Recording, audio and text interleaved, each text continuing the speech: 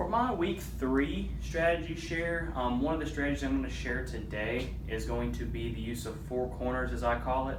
It's a strategy that I used during my first year of teaching. I used it in my world history and U.S. history classes, and I recommend it be used especially when you're dealing with different opinions, which in history you're always going to see different sides and opinions. It's definitely a good one to use for debating as well. But I'll just explain how the strategy works. Just to go ahead and start, it's pretty easy to do, and it's not hard at all to actually carry out. And the kids, they have a pretty big interest in it because they like arguing, they like debating, and they also like seeing other perspectives as well. And it works really well with doing both of those. So you start with an essential question. So how I would start out class is this would actually be a part of their bell ringer. They would come in and they would see this on the board, and most of them knew we were doing 4 corners that day. You start with an essential question. So for this one, I use the example, was the United States justified in dropping the atomic bombs against Japan during World War II? Now with this one, you kind of want to find something that does have a general yes and no opinion, or you want to have something where you can have, because it's 4 corners, so you're going to have, the corners will be strongly agree, strongly disagree, somewhat agree, somewhat disagree. And how it would work, there's 2 different ways to do it. One way would be, okay kids, students today, this is what we're gonna do, this is your question, pick a corner. Do you feel that, the US dropping atomic bombs, is that something you strongly agree with? Is it something you strongly disagree with? Is it something you kind of maybe on the fence about, but leaning towards agree, go to this corner. If you're leaning on the fence, somewhat disagree, go to this corner. And how they would do is they would get into the corner and they all talk about it with each other. So just to give you a visual representation, if this is how the classroom is set out, we'll just use this corner as strongly agree.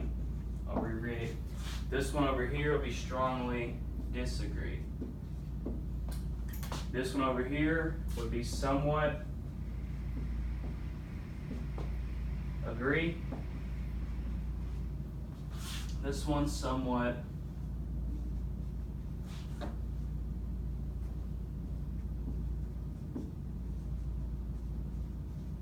disagree. Okay. So how it would work is they would go to each of these parts of the room, and then within their group, they would have someone they would elect as a speaker. And we would go around the room. I would go, okay, strongly agree. Tell me why you feel the way that you do regarding the question. All right, then I would go strongly disagree. Tell me your reasons. And then so on and so forth for each and every one. That's one way to do it. The other way to do it, I find this one works really well whenever we want to definitely see not only other perspectives, but get them kind of outside their own way of thinking, is you do it based on a number. So they'll be assigned to a room. Whether they actually feel that way or not is redundant. So what they would do is they'd come into class, so I would say, okay, number 1, 2, 3, 4, 1, 2, 3, 1. If you're a 1, you have to go to strongly agree. If you're a 2, you go to strongly disagree. If you're a 3, you go to somewhat disagree. And if you're a 4, you go to if you're a 3, you go to somewhat agree. If you go to 4, it's somewhat disagree. This works out well because they may feel that they strongly agree, but now they have to defend for the strongly disagree. So they're kind of using different perspectives. They have to use an open mind to actually think and answer the question. But pretty much that's how the strategy is.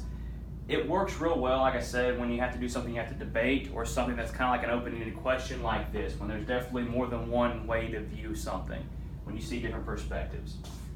So that's the strategy for this week that I decided to use, 4 corners. If you guys have any questions or anything after this presentation, feel free to ask me. I'll do my best to answer them. Thank you.